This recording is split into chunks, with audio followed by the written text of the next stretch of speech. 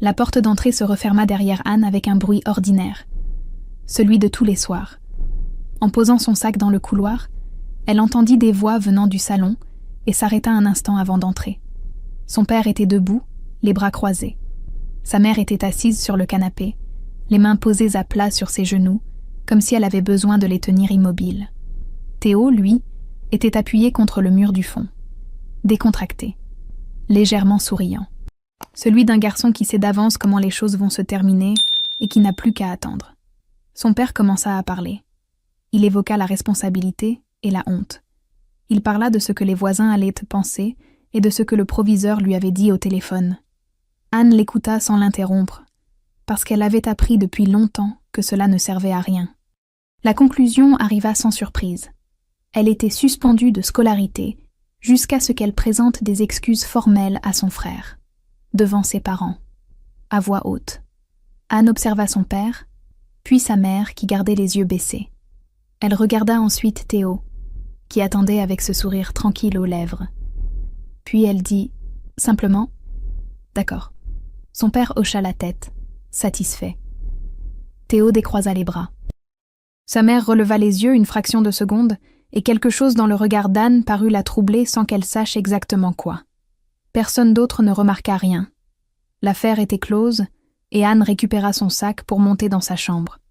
Elle ne s'allongea pas sur son lit. Elle ne pleura pas non plus.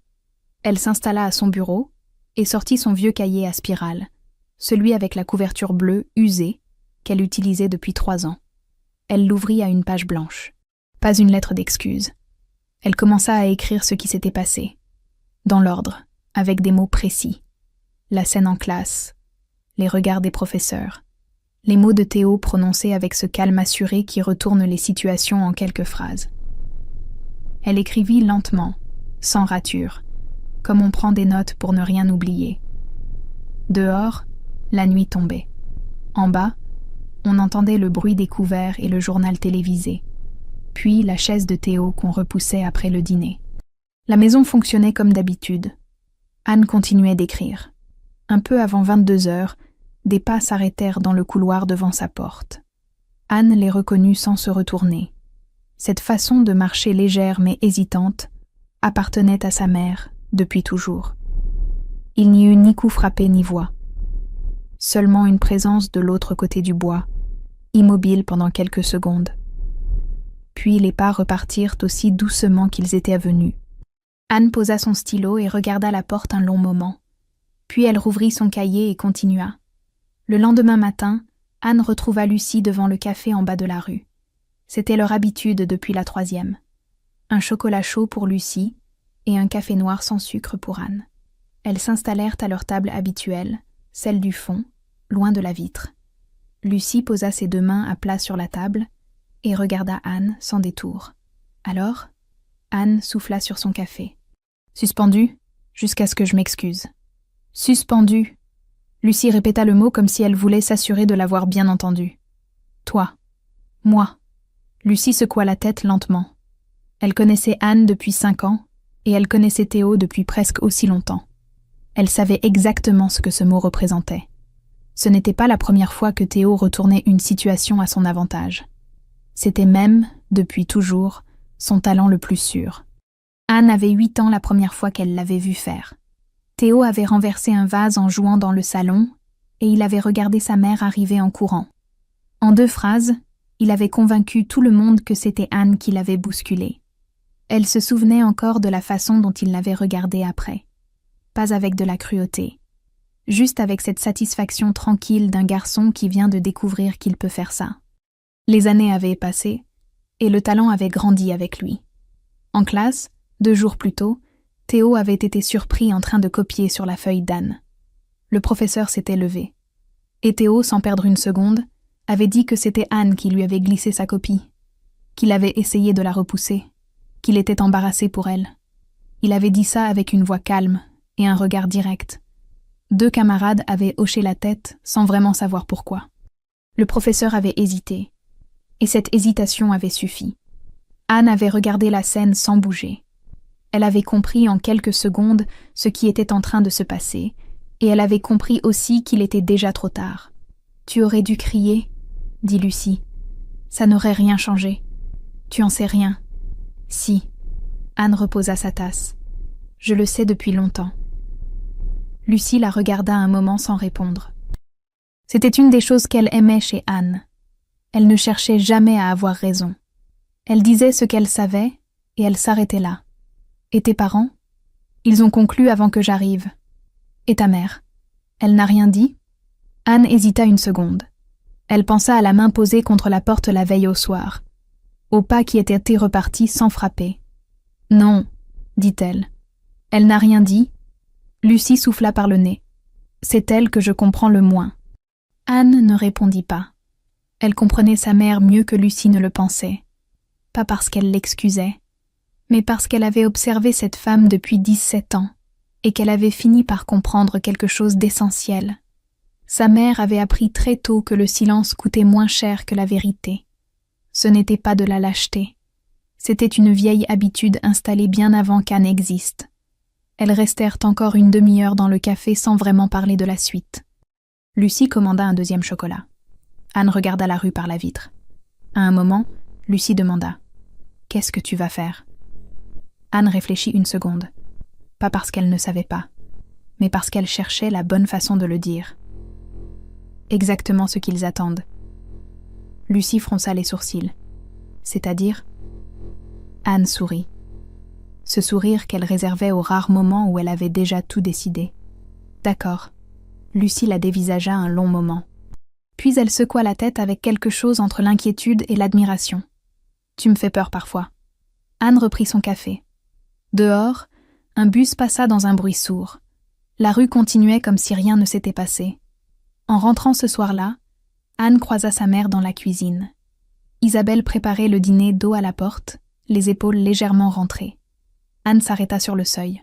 « Tu savais, maman. » Sa mère ne se retourna pas. Les épaules se raidirent imperceptiblement. Le bruit de la cuillère contre la casserole continua. Anne attendit 3 secondes. Puis elle monta dans sa chambre. Anne se réveilla à 5 heures du matin sans réveil. Elle resta allongée 1 minute dans le noir, les yeux ouverts, à écouter la maison endormie. Puis elle se leva, s'habilla en silence et commença à préparer son sac. Pas le sac habituel du lycée. Un grand sac à dos qu'elle utilisait pour les voyages scolaires. Elle le posa sur son bureau et commença à le remplir méthodiquement. Chaque livre, chaque cahier, chaque feuille rangée dans les intercalaires. Elle prenait le temps de bien placer les choses, sans précipitation, comme si l'ordre de ce sac avait une importance particulière, parce qu'il en avait une. Sur son bureau, à côté du sac, il y avait une enveloppe. Elle la vérifia une dernière fois. Le dossier de changement d'établissement était complet. Formulaire rempli à la main, avec son écriture la plus soignée, relevé de notes des 2 dernières années, lettre de motivation rédigée la veille en 3 versions avant d'en choisir une. Elle avait tout imprimé après minuit pendant que la maison dormait. Elle avait tout signé. Il ne manquait rien. Elle referma le sac et descendit préparer un café. À 7h moins le quart, elle était devant le lycée. Le portail venait d'ouvrir. La cour était presque vide. Quelques élèves de terminale arrivaient en traînant les pieds, et un agent d'entretien poussait un chariot le long du couloir principal. Anne alla directement à son casier. Elle l'ouvrit, plaça son sac par terre et vida le casier avec le même calme qu'elle avait mis à le remplir au fil des mois. Il y avait un livre de poche coincé tout au fond, un stylo sans capuchon et une vieille liste de vocabulaire anglais qu'elle ne chercha même plus à déchiffrer. Elle prit tout. Elle referma le casier à clé une dernière fois par habitude. Puis elle glissa la clé dans la pochette de son sac. Le couloir commençait à s'animer. Des voix au loin. Des portes qui claquaient à l'étage. Anne prit son sac et son enveloppe et se dirigea vers le secrétariat. Madame Collet était déjà à son bureau quand Anne entra. C'était une femme d'une 60aine d'années, avec des lunettes en demi-lune et une façon de regarder les élèves par-dessus ses verres qui donnait l'impression qu'elle en avait vu beaucoup et que peu de choses l'étonnaient encore. Elle leva les yeux quand Anne posa l'enveloppe sur le comptoir. Elle la prit.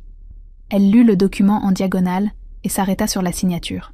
« Vous êtes sûre, Anne ?»« Oui, madame. » Madame Collet la regarda par-dessus ses lunettes. Pas avec de la pitié. Avec cette attention particulière qu'ont les gens habitués à reconnaître les décisions vraiment prises de celles qu'on annonce sans y croire. Elle vit quelque chose dans le regard d'Anne, et elle hocha la tête lentement. « Je transmets ça ce matin. »« Merci, madame. » Anne allait repartir, quand madame Collet ajouta, sans lever les yeux de son bureau, « Bonne continuation. » Ce n'était pas une formule. Anne l'entendit à la façon dont c'était dit. Elle répondit merci une deuxième fois et sortit. Dans le couloir, elle ajusta la bretelle de son sac et se dirigea vers la sortie. C'est là qu'elle le vit. Alexandre était appuyé contre le mur du fond, un peu à l'écart de l'entrée principale. Elle ne le connaissait pas vraiment. Ils étaient dans des classes différentes, et leurs chemins ne se croisaient que rarement. Elle savait juste son prénom, parce qu'une camarade le lui avait mentionné un jour, dans une conversation qu'elle avait déjà oubliée. Il la regardait. Pas de la façon dont les gens regardent quelqu'un qui fait quelque chose d'inhabituel. Il la regardait simplement, sans curiosité excessive et sans cette gêne qui pousse les gens à détourner les yeux quand ils ont l'impression de voir quelque chose de trop personnel. Anne continua à marcher. Quand elle arriva à la porte principale, Alexandre la tenait ouverte. Il ne dit rien. Il n'expliqua pas pourquoi il faisait ça. Il tint juste la porte et attendit qu'elle passe. Elle passa. Il n'y avait rien d'autre à dire. Mais dans la rue, en prenant la direction du bus, elle pensa encore à ce geste. Cette façon de tenir une porte sans chercher à en faire davantage, sans poser de questions, sans lui offrir une expression de compassion qu'elle n'avait pas demandée. Elle ne sut pas exactement pourquoi ce geste-là resta dans sa tête, plus longtemps que tout le reste. 2 heures plus tard, Théo arriva au lycée à l'heure habituelle. Il salua 2 ou 3 camarades dans la cour, monta au premier étage et s'arrêta devant son casier. Celui d'Anne était juste à côté. Depuis 4 ans. Il était ouvert. Vide.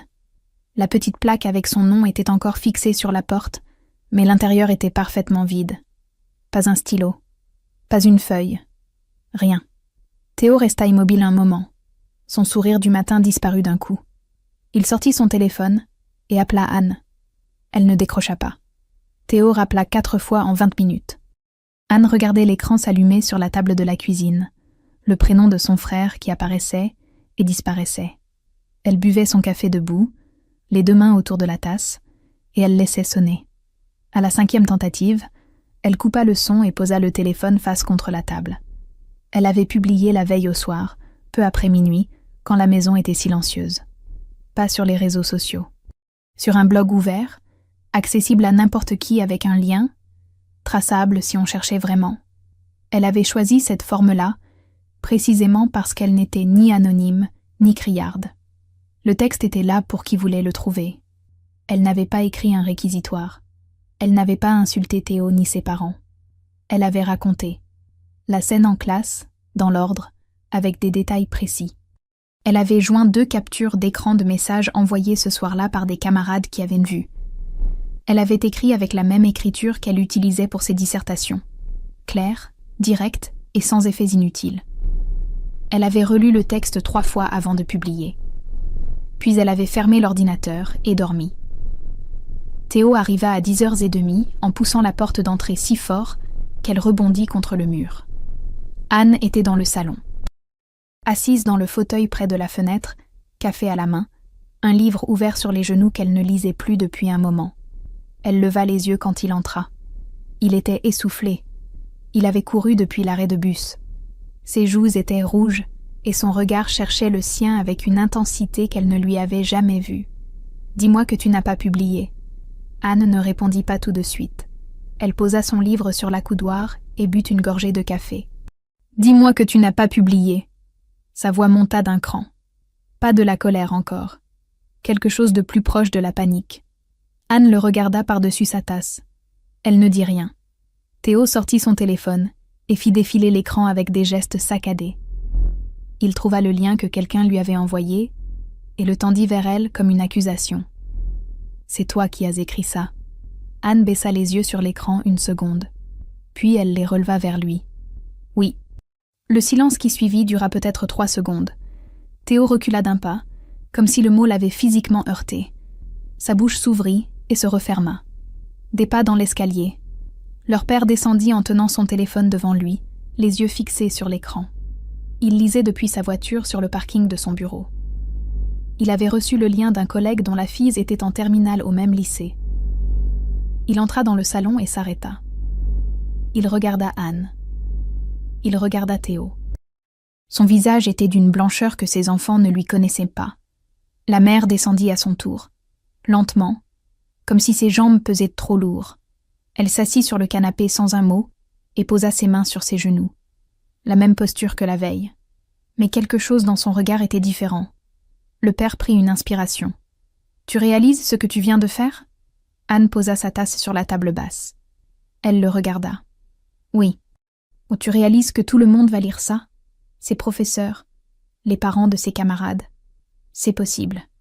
Tu réalises que tu aurais pu en parler, qu'il y avait d'autres façons de... » J'ai essayé d'en parler. La voix d'Anne ne monta pas. Elle resta exactement au même niveau que depuis le début. Avant-hier soir. Vous aviez déjà conclu. Le père ouvrit la bouche, la referma. Théo intervint depuis le couloir où il s'était reculé. T'avais pas le droit de faire ça. Anne tourna la tête vers lui. Tu avais le droit de mentir? Je n'ai pas. Devant le professeur, devant toute la classe. Elle s'arrêta. Pas pour ménager ses effets, parce qu'elle n'avait pas besoin d'ajouter autre chose. Théo ne répondit pas. C'était la première fois qu'Anne le voyait sans réponse. Il regardait le sol avec cette expression des gens qui cherchent quelque chose à dire et qui réalisent qu'il n'y a rien. Le père se tourna vers la mère comme s'il attendait qu'elle prenne la parole. Isabelle avait les yeux posés sur Anne. Pas avec de la colère, avec quelque chose de plus complexe que ça. Quelque chose qui ressemblait à une question qu'elle ne savait pas encore formuler. Ce fut elle qui brisa le silence. Pas avec des mots. En se levant doucement du canapé et en quittant la pièce sans regarder personne. Anne la suivit des yeux jusqu'au couloir. Puis elle se leva à son tour, reprit son livre et sa tasse, et monta dans sa chambre. En bas, son père et Théo restèrent seuls dans le salon. Elle entendit son père dire quelque chose à voix basse. Elle n'essaya pas de comprendre. Elle ferma la porte de sa chambre. Elle s'assit à son bureau. Et pour la première fois depuis 2 jours, elle sentit quelque chose se desserrer dans sa poitrine. Pas de la joie, pas de la fierté non plus. Juste l'espace que laisse une chose qu'on a longtemps portée quand on la pose enfin. Le texte avait circulé toute la matinée. Isabelle le sut à 11h quand son téléphone vibra une première fois. C'était une voisine, Martine, avec qui elle échangeait des messages de temps en temps pour des choses sans importance. Le message disait juste « J'ai vu ce qu'Anne a écrit. Tu vas bien ?» Isabelle lut la phrase 3 fois sans répondre. Elle posa le téléphone sur la table de la cuisine et continua à essuyer le plan de travail qu'elle essuyait depuis 10 minutes sans vraiment le voir. Son mari était parti au bureau sans lui parler. Théo s'était enfermé dans sa chambre. La maison était silencieuse et Isabelle se retrouva seule avec ce silence et avec le téléphone posé sur la table. Elle finit par prendre l'appareil et ouvrir le lien. Elle lut lentement. Elle reconnut chaque scène, pas toutes de la même façon. Certaines, elle les avait vécues de loin sans vraiment regarder. D'autres, elle avait choisi de ne pas voir parce que voir aurait obligé à agir. Et agir avait toujours semblé trop compliqué, trop risqué, trop coûteux en paix domestique. Elle arriva au passage où Anne décrivait le soir du verdict. La façon dont ses parents avaient conclu avant qu'elle arrive. La façon dont personne ne lui avait posé une seule question. Isabelle posa le téléphone. Elle regarda par la fenêtre de la cuisine. Le jardin était ordinaire sous le ciel gris de novembre. Un vélo d'enfant appuyé contre le mur du fond, celui de Théo quand il avait 8 ans qu'elle n'avait jamais réussi à jeter. Elle pensa à sa propre mère, à la cuisine de son enfance où elle avait appris très tôt qu'il valait mieux se taire, que faire des vagues coûtait cher, que la paix d'une maison dépendait des gens qui acceptaient de ravaler leurs mots. Elle avait grandi avec cette conviction-là, et elle ne s'était jamais demandé ce qu'elle lui avait coûté, ni ce qu'elle avait coûté à sa fille. Elle prit une inspiration lente, et pour la première fois depuis longtemps, elle ne chercha pas à penser à autre chose. La direction du lycée appela à 14h, une convocation pour les parents de Théo le lendemain matin. Son mari rappela dans la foulée, la voix tendue, pour lui dire qu'il serait là, que c'était une situation grave, qu'il fallait gérer ça. Isabelle répondit oui à tout et raccrocha. Elle monta à l'étage et s'arrêta devant la chambre d'Anne. Elle leva la main pour frapper. Elle resta comme ça, la main levée, pendant plusieurs secondes. Puis elle la baissa. Elle n'était pas prête. Pas encore. Elle ne savait pas quoi dire, et elle avait passé trop d'années à ouvrir la bouche, sans dire ce qu'il fallait pour recommencer à faire la même chose aujourd'hui. Elle redescendit à la cuisine. Elle sortit une enveloppe du tiroir du bas, celle où elle rangeait l'argent de la semaine. Elle compta 20 €. Elle prit un stylo et chercha longtemps ce qu'elle voulait écrire. Les mots ne venaient pas dans le bon ordre. Ils ne venaient pas du tout. Elle finit par écrire 3 mots. Elle glissa le billet dans l'enveloppe avec le mot et monta la déposer sous la porte de la chambre d'Anne. Puis, elle redescendit et recommença à essuyer la cuisine. Anne rentra à 17 h. Elle vit l'enveloppe en poussant sa porte. Elle la ramassa et l'ouvrit debout, encore avec son manteau. Un billet de 20 € et un mot avec 3 mots écrits à la main dans l'écriture de sa mère. Pour la cantine. Anne resta immobile un moment. Elle regarda le billet. Elle regarda les 3 mots. Elle connaissait l'écriture de sa mère depuis toujours. Ces lettres légèrement penchées à droite que sa mère n'avait jamais réussi à redresser, malgré des années d'efforts. Ce n'étaient pas des excuses. Ce n'était pas une explication.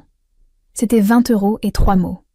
C'était peu, et c'était beaucoup en même temps, et Anne ne sut pas exactement comment appeler ce qu'elle ressentait. Elle posa l'enveloppe sur son bureau. Elle enleva son manteau.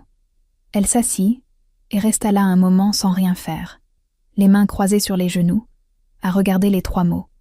Dehors, la nuit tombait sur le jardin. En bas, on entendait le bruit familier de la cuisine qui s'animait pour le dîner. Anne se leva. Elle glissa l'enveloppe dans le tiroir de son bureau. Puis elle ouvrit son cahier et se remit à écrire. Le message arriva le soir du billet, peu après 20 h. Un numéro qu'Anne n'avait pas enregistré. Elle lut la phrase 1 fois, 2 fois, puis alla vérifier le numéro dans son journal de classe. C'était bien lui. « J'ai lu ton texte. Tu avais raison de le publier. » Elle posa le téléphone sur son bureau. Elle ne répondit pas tout de suite.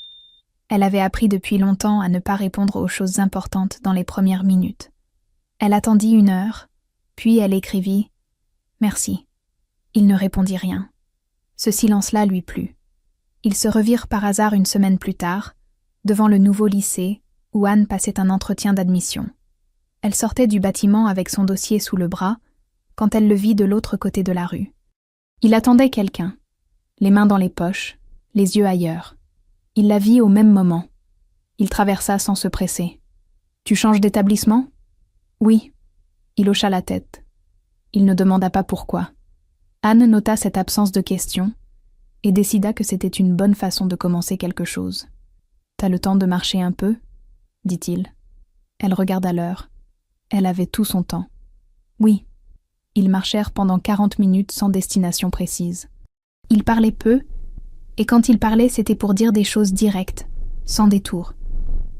Elle apprit qu'il vivait avec sa mère depuis toujours, que son père était parti quand il avait 4 ans et qu'il n'avait pas cherché à comprendre pourquoi, parce que ça lui avait semblé inutile depuis longtemps. Il dit ça sans amertume, juste comme un fait. Il lui parla de la photographie presque par accident, parce qu'elle avait remarqué l'appareil dans son sac et lui avait posé la question. Il hésita avant de répondre. C'était la première fois qu'elle le voyait hésiter. « Je fais de la photo, mais je montre pas vraiment. » « Pourquoi ?» Il réfléchit une seconde. « Parce que c'est trop personnel. » Anne comprit ça sans avoir besoin d'explication. Elle avait son cahier à spirale. Il avait son appareil. Ce n'était pas si différent. Ils s'arrêtèrent dans un café en bas d'une rue qu'elle ne connaissait pas.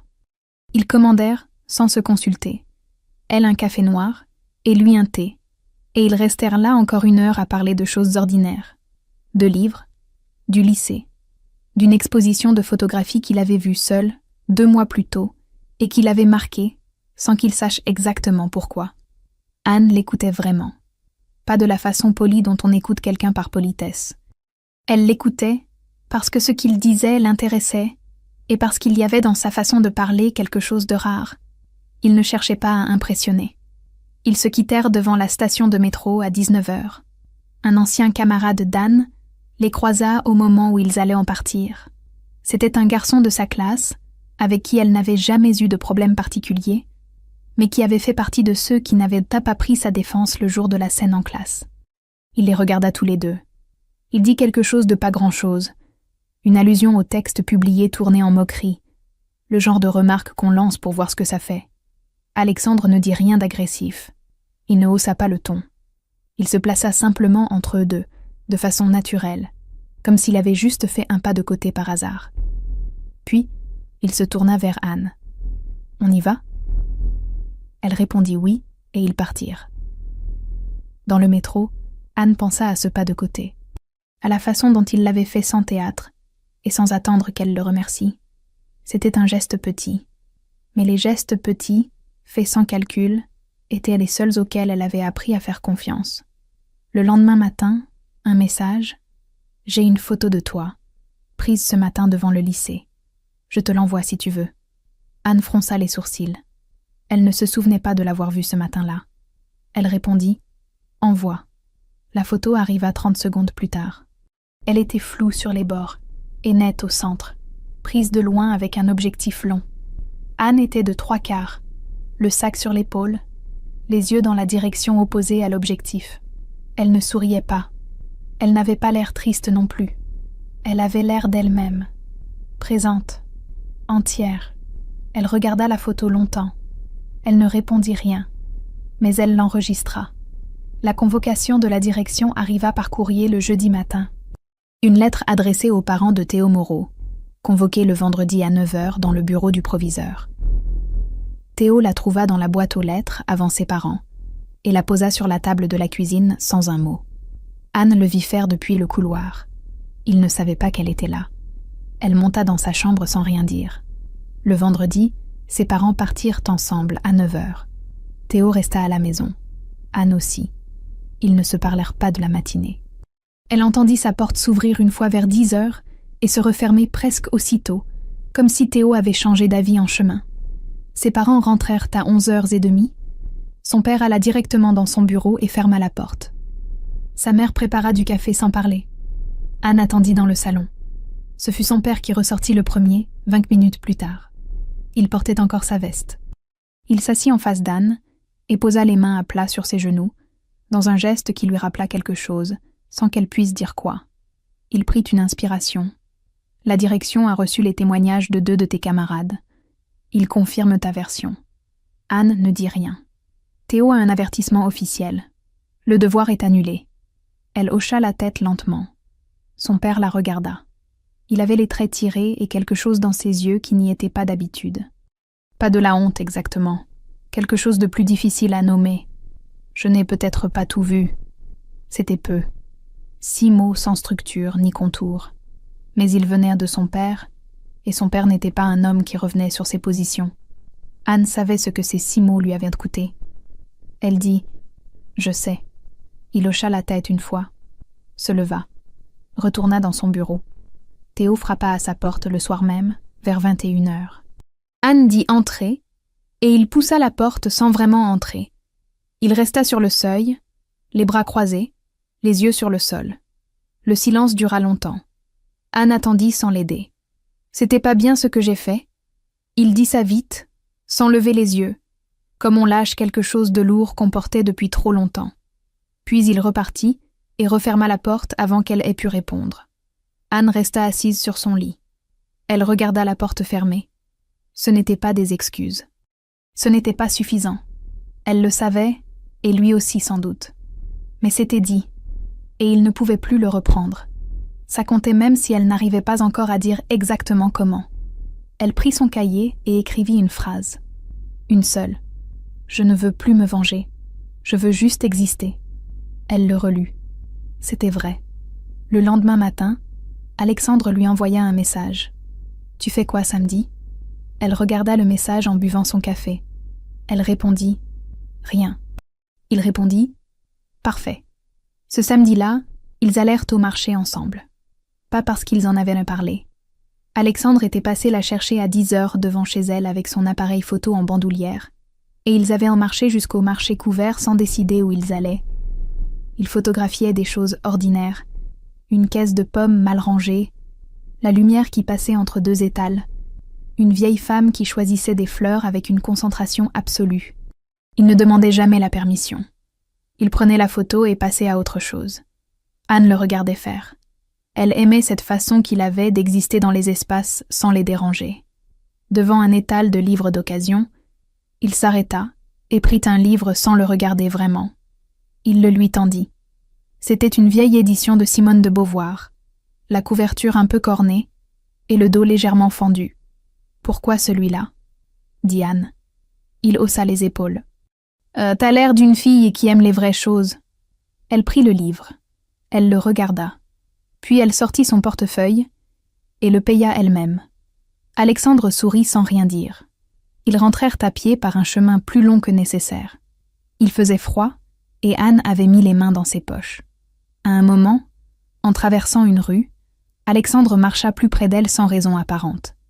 Leurs épaules se touchèrent une seconde. Ni l'un ni l'autre ne s'écarta. Ce soir-là, Anne s'assit à son bureau avec le livre de Beauvoir posé à côté de son cahier. Elle l'ouvrit au hasard et lut une page sans vraiment la retenir. Puis elle ferma le livre et regarda le plafond. Elle pensa à son père et à ses 6 mots, à Théo et à sa phrase lâchée sur le seuil, à sa mère et à l'enveloppe avec les 20 €. Aucun de ces gestes n'était suffisant. Mais ensemble, ils formaient quelque chose. Elle ne savait pas encore quoi. Elle prit son cahier. Elle écrivit longtemps. La première semaine dans le nouveau lycée fut difficile de la façon ordinaire dont les débuts sont difficiles. Pas de drame, pas de hostilité. Juste l'inconfort de ne connaître personne et de devoir tout recommencer. Les couloirs qu'on ne connaît pas encore. Les habitudes des profs qu'on n'a pas eu le temps d'apprendre. Le sentiment d'être transparente dans une salle où tout le monde a déjà ses repères. Anne s'y était préparée. Elle savait que recommencer à zéro avait un prix, et elle avait décidé de le payer sans se plaindre. Madame Ferrand l'avait reçue la première semaine pour un suivi d'intégration habituel. C'était une femme d'une 50aine d'années, avec des lunettes rondes et une façon d'écouter qui donnait l'impression qu'elle avait tout son temps. Elle avait lu le dossier d'Anne en entier avant de la recevoir. « Vous écrivez » dit-elle en posant le dossier sur son bureau. Anne la regarda. « Comment vous savez ?»« Votre dissertation de première. »« Le style. » Elle sourit légèrement. « Il y a des élèves qui écrivent pour répondre aux questions, et d'autres qui écrivent parce qu'ils ne peuvent pas faire autrement. » Anne ne répondit pas tout de suite. Les deux parfois. Madame Ferrand hocha la tête. Elle lui parla de l'atelier d'écriture qui se réunissait le mercredi après-midi. Pas obligatoire. Ouvert à tous les niveaux. Elle dit qu'Anne pouvait venir observer la première fois sans rien apporter ni rien lire. Anne vint le mercredi suivant. L'atelier se tenait dans une petite salle au fond du couloir des arts. Il y avait 8 élèves autour d'une table rectangulaire et une prof d'une 30aine d'années qui s'appelait Mademoiselle Aubert et qui n'avait pas l'air d'une prof. Elle portait un pull trop grand et elle écoutait les textes les yeux fermés. La première séance, Anne écouta sans parler. Elle entendit des textes maladroits et des textes surprenants. Elle entendit une fille de seconde lire un texte sur sa grand-mère avec une voix qui tremblait légèrement et qui ne s'excusait pas de trembler. La deuxième séance, Mademoiselle Aubert lui demanda si elle voulait lire quelque chose. Anne avait apporté 2 paragraphes de son cahier. Elle les lut sans lever les yeux de la page. Quand elle s'arrêta, personne ne parla pendant quelques secondes. Puis Mademoiselle Aubert dit « Continuez ». Ce mot-là resta. Ce fut Madame Ferrand qui lui parla du concours. Un concours littéraire régional, ouvert aux lycéens, avec une catégorie texte autobiographique. Les candidatures fermaient dans 3 semaines. « Je pense que vous devriez envoyer quelque chose », dit Madame Ferrand. « Je n'ai pas de texte fini. Vous avez le temps d'en finir un. » Anne rentra chez elle ce soir-là avec le règlement du concours dans son sac. Elle le lut 2 fois à son bureau. Puis elle ouvrit son cahier et regarda ce qu'elle avait écrit depuis le début de tout ça. Les notes du premier soir. Les pages qui avaient suivi. Elle relut tout lentement. Le texte qu'elle avait publié sur le blog était là au milieu. Elle le relut aussi. Et elle comprit qu'il n'était pas fini. Pas parce qu'il était mauvais. Parce qu'il s'arrêtait là où la colère s'était arrêtée. Il lui manquait ce qui était venu après. Elle commença à réécrire. Alexandre vint la chercher un samedi matin, avec 2 cafés dans un sac en papier et son appareil sur l'épaule. Il n'avait pas prévu de se voir. Il avait juste envoyé un message à 8h30. « Je suis en bas. » Elle descendit avec son manteau pas encore boutonné. Ils marchèrent jusqu'au canal et s'assirent sur un banc. Il lui donna son café. Il photographia le reflet de la lumière sur l'eau pendant qu'elle buvait sans parler. C'était une de ces matinées froides et claires de décembre, où le ciel est d'un bleu qui ne dure pas. À un moment, il dit « T'avances sur ton texte ?»« Oui. »« C'est quoi le sujet ?» Elle réfléchit. Une fille qui apprend à dire non sans s'excuser. Il la regarda de côté. « Autobiographique ?» Elle sourit sans répondre. Il n'insista pas. Ils restèrent encore 1 heure sur ce banc. Il lui montra des photos sur son appareil, des images prises dans la ville au fil des semaines. Il y avait une photo d'une vieille porte bleue dans une ruelle, une photo d'un chien endormi sous un marché, et une photo d'Anne prise de loin un jour où elle ne le savait pas, devant les grilles du nouveau lycée. Elle regarda cette photo longtemps. « Tu pourrais m'en faire une tirée ?» dit-elle. Il la regarda avec une surprise qu'il ne chercha pas à cacher. « Oui. » Le soir, Anne reçut un message de sa mère. « Maladroit comme toujours, trop court comme toujours. Je suis fière de toi. Je n'aurais pas eu ton courage. » Anne le lut 3 fois. Elle ne répondit pas tout de suite. Elle posa le téléphone et continua à écrire. Mais le message resta dans un coin de sa tête, pendant toute la soirée comme une lumière allumée dans une pièce qu'on ne visite pas encore. Vers minuit, elle envoya un seul mot. « Merci. » Puis, elle éteignit la lumière et dormit mieux qu'elle ne l'avait fait depuis longtemps. Le jour du concours, Anne se leva à 6 heures. Elle n'avait pas bien dormi. Pas à cause de la peur. À cause de cette façon qu'ont les nuits importantes de passer trop lentement, comme si le temps voulait s'assurer qu'on ne les oublie pas. Elle s'habilla sans se regarder dans le miroir. Elle prit son texte imprimé, le plia en 2 et le glissa dans la poche intérieure de son manteau. Elle l'avait relu la veille pour la dernière fois. Elle n'avait plus besoin de le relire. Elle descendit préparer un café. La maison dormait encore. La salle de conférence de la mairie était plus petite qu'elle ne l'avait imaginé. Une 30aine de chaises disposées en demi-cercle face à un pupitre. Des fenêtres hautes par lesquelles entrait une lumière de décembre, froide et précise. Au fond, une table avec les membres du jury. 3 personnes dont Anne ne connaissait aucune. Elle s'assit avec les autres candidats dans le couloir et attendit son tour en regardant ses mains posées sur ses genoux. Lucie était là. Elle avait pris le bus de banlieue depuis chez elle, 1 heure de trajet, sans que Anne lui ait demandé. Elle s'était juste installée à côté d'elle dans le couloir et avait posé sa main sur son bras 1 seconde. Elle n'avait rien dit. C'était mieux comme ça. Alexandre était là aussi. Au fond du couloir, debout contre le mur, son appareil photo en bandoulière. Il avait les mains dans les poches et il regardait ailleurs quand Anne leva les yeux vers lui. Mais il était là. On appela son nom à 11h20. Elle entra dans la salle. Elle s'avança jusqu'au pupitre et posa ses feuilles devant elle sans les regarder. La salle était presque pleine. Des lycéens, des parents, des professeurs venus soutenir leurs élèves. Et au dernier rang se trouvait sa mère, seule, les mains croisées sur ses genoux. Anne s'arrêta une fraction de seconde. Isabelle était venue sans prévenir, sans le père, sans Théo. Elle avait pris le bus seule un samedi matin de décembre, pour s'asseoir au dernier rang d'une salle qu'elle ne connaissait pas. Elle avait les épaules légèrement rentrées, et elle regardait sa fille avec une expression qu'Anne ne lui avait jamais vue. Pas de la fierté encore. Quelque chose d'avant la fierté, de plus fragile. Anne prit une inspiration. Elle regarda ses feuilles. Elle commença à lire. Le texte qu'elle avait écrit n'était plus celui du blog. Celui du blog racontait une injustice. Celui-ci racontait une vie.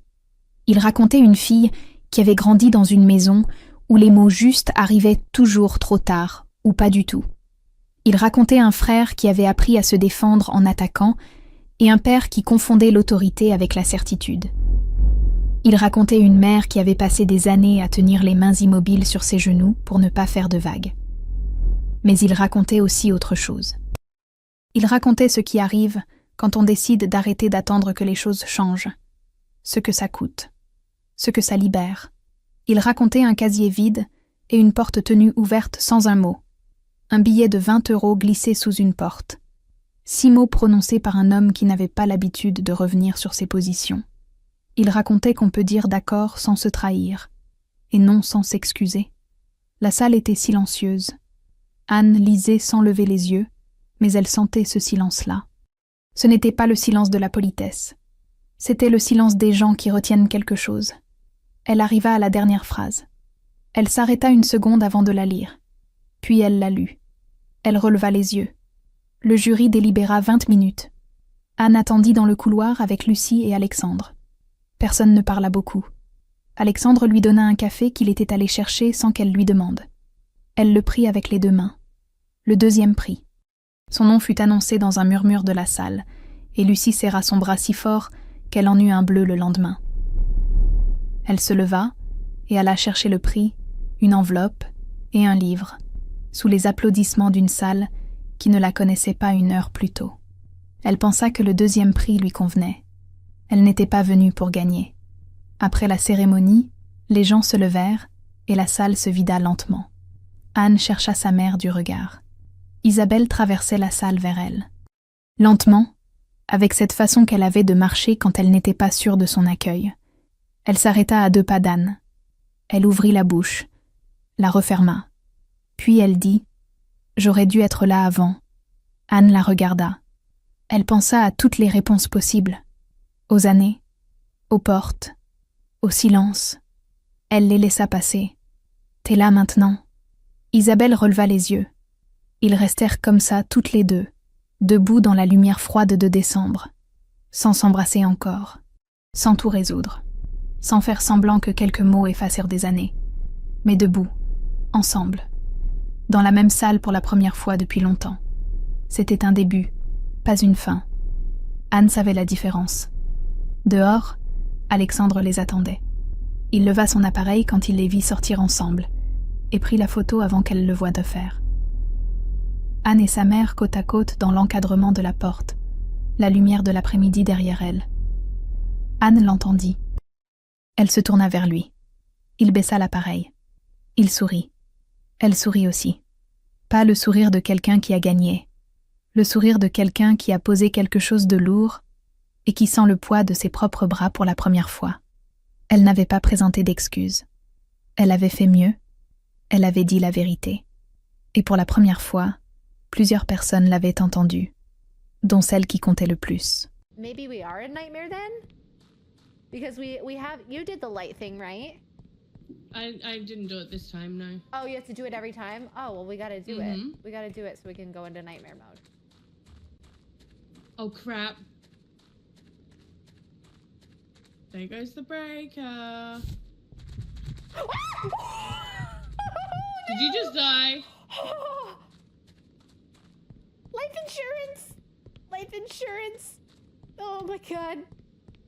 Alright, breaker's on, breaker's on. Carl, that was so rude, dude. That was so rude.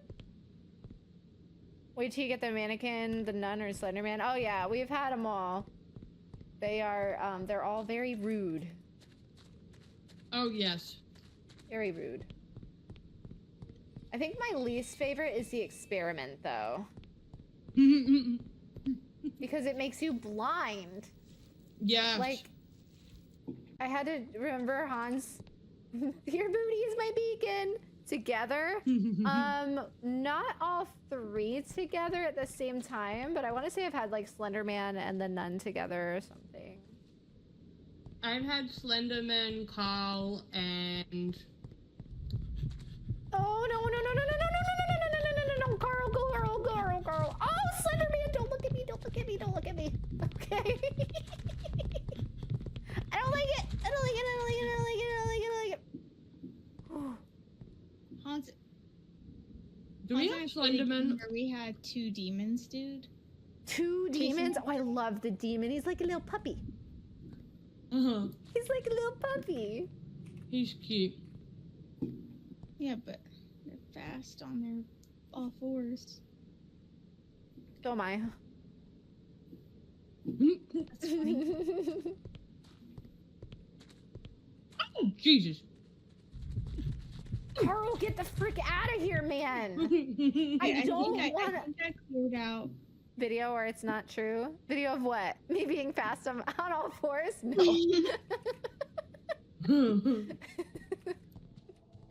Kay knows. My friend the other day told me that he could skitter on the ground like Gollum. She tried to run. She tried to run away from me on all 4s, and then she put herself in a trash bag. I And then rolled away. forgot about that. Am I gonna die? Oh god, the light went off. I'm dead. I'm turning it Oh. back on. I didn't know the light was off. I was just Oh. standing there. Oh my god, I am folded in half. You're waving and you're waving as you're being dead. You're like, Oh, I'm not waving on "Yeah." my side. On my side, I'm like on my knees. Oh God, I'm dead. Oh my Just god. like your, no. Just like your Baldur's Gate guy. Oh, there's Shadow Daddy. On your Don't- knees. Don't bring up my Baldur's Gate guy. Oh, I will not forget your Baldur's Gate guy.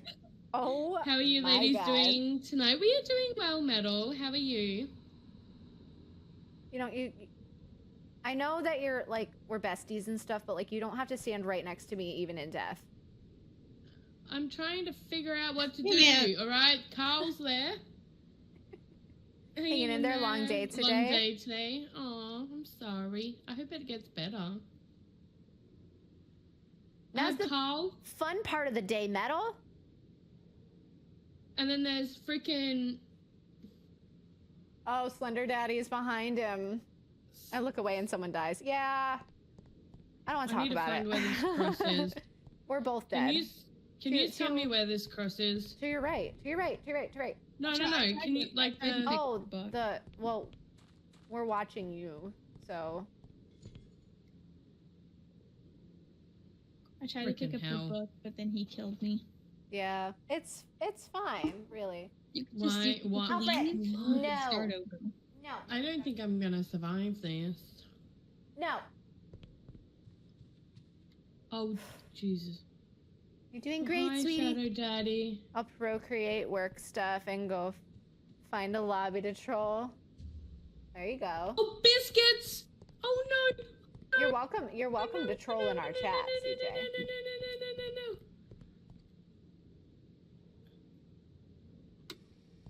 I hate how long it takes for that to come back on. Mm-hmm. I'm scared to know where he is. I need to know where this circle is. Okay. Is it in the chapel? No, I had a look in there. Going to the chapel. Oh crap, I got stuck. Chapel and where go. Oh, Oh, I there it will. is. Day's There been it is, telling it's you right there. to come hang out here. Oh no. If Day sent you, then that means you're trouble. Okay. I believe it.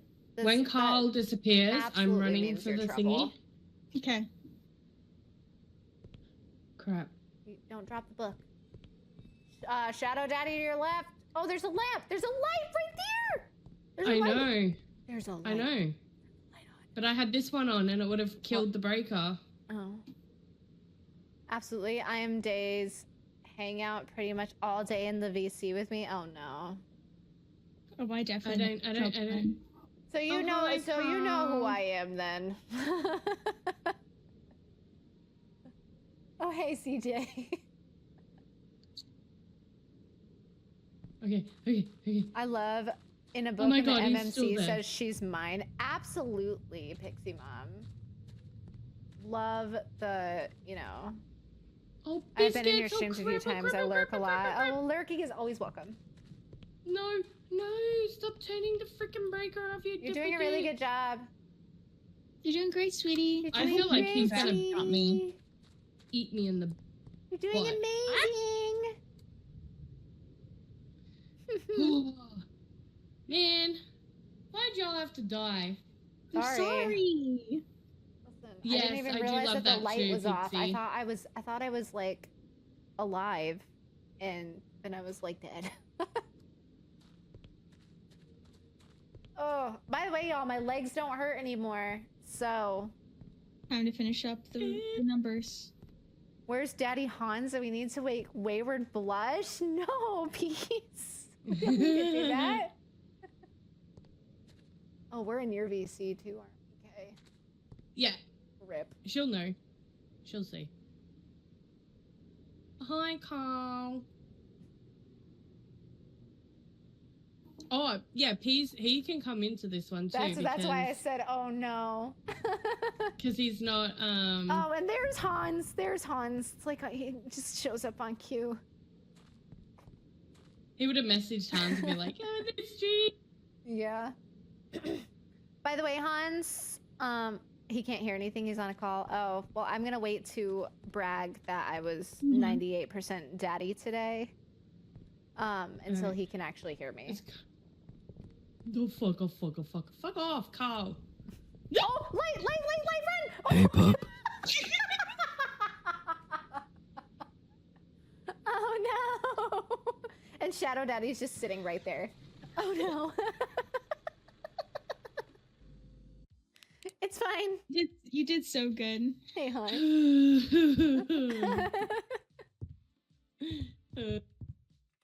Oh, Peas still. I'm gonna need you to lock in and be a good girl. Okay, random, hard. Go. You know, it's really great. It's really great. TikTok cannot hear those sound alerts, so they just are gonna see me randomly. He's my daddy. It's gonna see me randomly get crashed out. Oh, Sharon Pixie. I cannot. You'll hold the camera first. Oh, hey, Hans. Can you hear us now? Alright, we ready? Yeah. Was Are you born ready? Again? Go back to the graveyard. Hans Shield, there are married women here. Listen, I am a happily married woman. I've been happily married for 10 and a half years. It's all fun. But it's all fun. And it's those hey, those Kenzie. books. It's the books. It's the books, man. All the books. We need to do the pentagrams again Paper, on the floor. crosses, water, pentagrams. I can't move. Oh, I need to find the breaker. The game was paused.